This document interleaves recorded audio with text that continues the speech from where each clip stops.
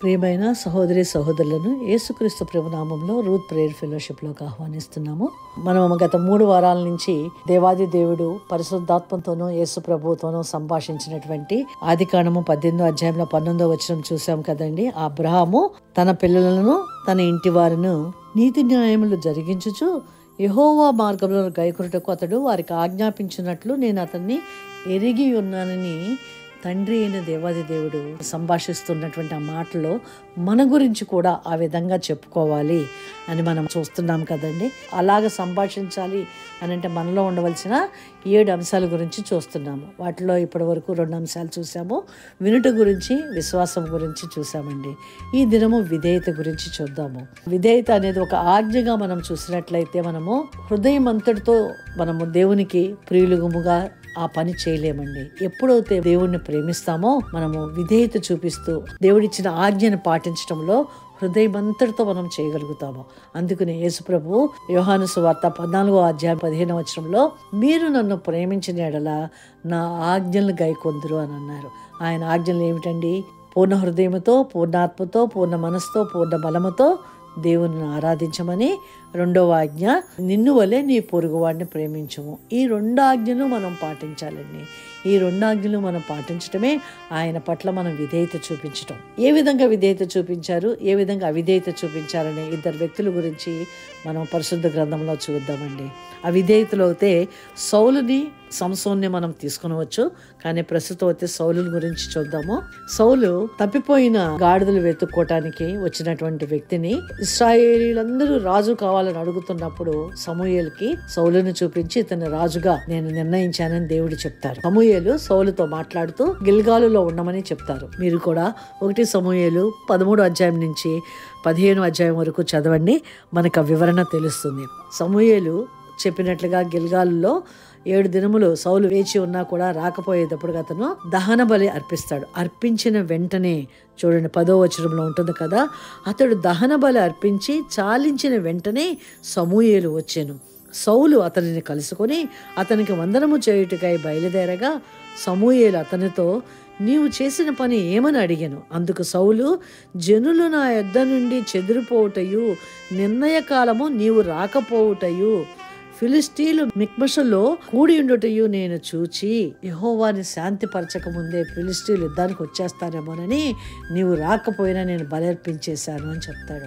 అది సమూయేలు చేయవలసిన కార్యం అండి. ప్రవక్తగా అతను మాత్రమే చేయవలసిన పనిని కానీ ఇక్కడ సౌలు చేశాడు. సౌలు గురించి మనము చూస్తున్న విషయము అతను అవిధేయత చూపించాడు. మనం ఎందుకు చూస్తున్నామంటే 40 సంవత్సరాలు సౌలు పరిపాలించిన దేవాది దేవుడు ఇక్కడ పరిశుద్ధాత్మ ద్వారా స్పష్టముగా రండి. సౌలు 30 ఏండ్ల వాడ ఏలనారంభించెను. అతడు 2 సంవత్సరములు ఇశ్రాయేలీయులను ఏలెను. చూడండి, అతడు 40 సంవత్సరములు ఏలినా కూడా దేవుడు అంగీకరించలేదండి. 2 సంవత్సరాలు మాత్రమే అతను సమూయేలు మాట వింటూ విధేయత చూపించాడు. అందుకనే అతన్ని రాజుగా దేవాది దేవుడు లెక్కించలేదు, అవిధేయత చూపించాడు.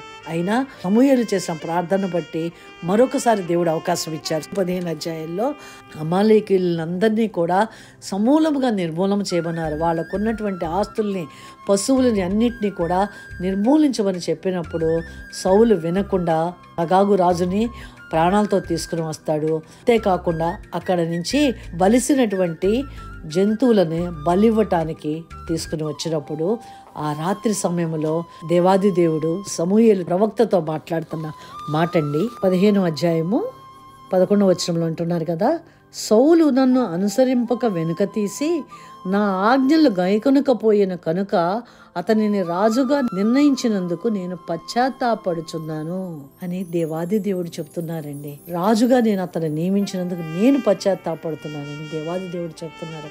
అవిధేయత చూపించడంలో అతను కోల్పోయినటువంటి ఆ యొక్క రాజరికాన్ని అతను దేవుడు త్రోసివేశారు. దానికి సమూయేలు చెప్తున్నారు కదా 22వ వచనంలో, బలులు అర్పించుట కంటే ఆజ్ఞను గైకొనుటయు పొట్టేళ్లు క్రొవ్వు అర్పించుట కంటే మాట వినుటయు శ్రేష్టము. చూశారు కదండి, అవిధేయత చూపించడంలోనూ తేడా మనకి ఇక్కడ అవగతం అవుతోంది కదా.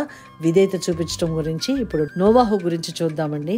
నోవాహు 500 సంవత్సరముల వయసు వచ్చే వరకు కూడా అతను వర్షము చూడలేదు, ఆకాశం నుంచి నీరు పడటం అనేది అతను చూడలేదు. కానీ దేవాది దేవుడు అప్పుడు కూడా ఇలాగే అవిధేయతతోనూ పాపంతోనూ నిండిపోయి ఉన్నప్పుడు తండ్రి అయిన దేవుడు ఆదికాండం 6వ అధ్యాయంలో 7వ వచనంలో అంటున్నారు కదా, ఏలయనగా నేను వారిని సృష్టించినందుకు సంతాపము నొంది ఉన్నాను నేను. అయితే నోవాహు యెహోవా దృష్టి యందు కృప పొందిన వాడాయను. 9వ వచనంలో అంటున్నారు కదా, నోవాహు నీతిపరుడును తన తరములో నిందారహితుడునయ్యుండెను. నోవాహు దేవునితో కూడా నడిచిన వాడని సాక్ష్యము కలిగిన వాడండి. అటువంటి వ్యక్తిని దేవుడు ఏర్పాటు చేసుకుని ఇతని కుటుంబం ఒక్కటే నేను రక్షిస్తాను, భూమి మీద ఉన్న ప్రతి జంతువుని అన్నిటినీ కూడా నేను నశింప చేస్తానని నిర్ణయించుకొని దేవాది దేవుడు నోవాహుతో చెప్తారు కదా, ఓడ తయారు చెయ్యి, వర్షం వస్తుంది అని చెప్పినప్పుడు వర్షం అంటే అవగాహన లేనటువంటి నోవాహు, ఓడంటే కూడా తెలియదు అతనికి, కానీ దేవుడిచ్చిన జ్ఞానముతో దేవుని చిత్తములో 100 సంవత్సరములు ఓడ తయారు చేస్తాడండి. అక్కడ జంతువులను కూడా దేవుడు నశింప చేయకుండా ఒక జాతికి మగ ఒకటి ఆడ ఒకటి వచ్చేలాగా దేవుడు ఆజ్ఞ ఇచ్చినప్పుడు అవన్నీ కూడా దేవుని మాటకు విధేయత చూపించి రెండే ఆ పడవలోకి వచ్చినాయండి. మీరు ఆదికాండంలోని 6వ అధ్యాయం నుంచి 9వ అధ్యాయం వరకు చదవండి. నోవాహు జీవితం గురించి మనకు అర్థమవుతుంది. దేవాది దేవుడు ఎంత చక్కగా చెప్పారో నోవాహు అది విని 100 సంవత్సరములు ఓడను తయారు చేసినప్పుడు మిగతా జంతువులన్నిటికీ కూడా ఆహారాన్ని సమకూర్చు అని చెప్తారు. అప్పటి వరకు ఏమీ తెలియనటువంటి అతనికి దేవుడు జ్ఞానం ఇచ్చారు, అది తయారు చేసి విధేయత చూపించి తనని తన కుటుంబాన్ని రక్షించుకున్నాడండి. మనము కూడా ఆ విధముగా ఏదైతే యేసు ప్రభువు చెప్పారో, నన్ను ప్రేమించిన ఎడల నా ఆజ్ఞలు గైకొందురని ఎలా అయితే చెప్పారో ఆ విధముగా మనకిచ్చిన 2 ఆజ్ఞల్ని మనము గైకొనాలండి. ఇక్కడ నూతన నిబంధనలోంచి పేతురుని తీసుకున్నట్లయితే, పేతురు యేసు ప్రభువుని బంధించినప్పుడు ఇతను కూడా యేసు ప్రభువుతో నడిచిన వ్యక్తి అని చెప్పినప్పుడు 3 సార్లు అతను అబద్ధం ఆడతాడు.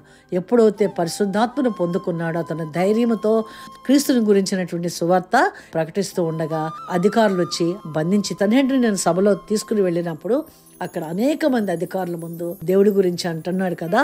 అపోస్తుల కార్యము 4వ అధ్యాయం 19వ వచనములో, అందుకు పేతురును యోహానును వారిని చూచి, దేవుని మాట వినుట కంటే మీ మాట వినుట దేవుని దృష్టికి న్యాయమా. చూడండి, తన ప్రాణాలను కూడా అతను లెక్క చేయకుండా దేవాది దేవుడిని ప్రకటించడానికి సిద్ధపడ్డాడు. మనము కూడా ఈ దినాల్లో మరి దేవుని యొక్క సువార్త ప్రకటించడానికే మనం సజీవులుగా ఉన్నామని మనం ఇప్పటివరకు ఎన్నోసార్లు చెప్పుకున్నాం కదండి. పరలోకమందును భూమి యందును నాకు సర్వాధికారం ఇవ్వబడి ఉన్నదని మత్తయి సువార్త 28వ అధ్యాయము 18వ వచనం నుంచి 20వ వచనం వరకు మనకు ఒక గొప్ప ఆజ్ఞని అధికారాన్ని దేవుడు మనకిచ్చారు. మనము కూడా మరి పేతురు చేసినట్టుగా సువార్త ప్రకటించడానికి విధేయత చూపించినట్లయితే దేవాది దేవుడు మీ పట్ల, నా పట్ల, మన బిడ్డల పట్ల ఏ ప్రణాళిక కలిగి ఉన్నారో ఆ ప్రణాళికలో ముందుకు తీసుకుని వెళ్ళటానికి దేవుడు కృప చూపిస్తారండి.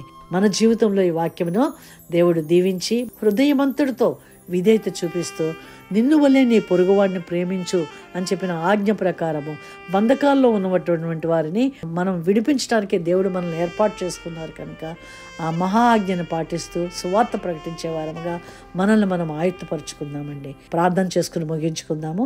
సర్వశక్తిమంతుడైన దేవ, జీవాధిపతి, నాయన మీరు మమ్మల్ని సువార్త ప్రకటించడానికి విధేయత ఏ విధంగా చూపించాలో మా ముందు 2 వ్యక్తులను చూపించారు ప్రభా. ఆత్మ చెప్పుచున్న మాట చెవిగలవాడు వినుగాక అన్నారు కదా ప్రభా. ఆ విధంగా మీ మాట మేము వినగలిగినట్లుగా మీ కృప మాకు దయచేయండి. మీ సువార్త ప్రకటించే వారముగా మమ్మల్ని అభిషేకించి మమ్మల్ని మీ పాత్రలుగా వాడబడినట్లుగా మీ కృప దయచేయమని యేసు నామములో ప్రార్థించి వేడుకొంచున్నాను తండ్రి. ఆమేన్.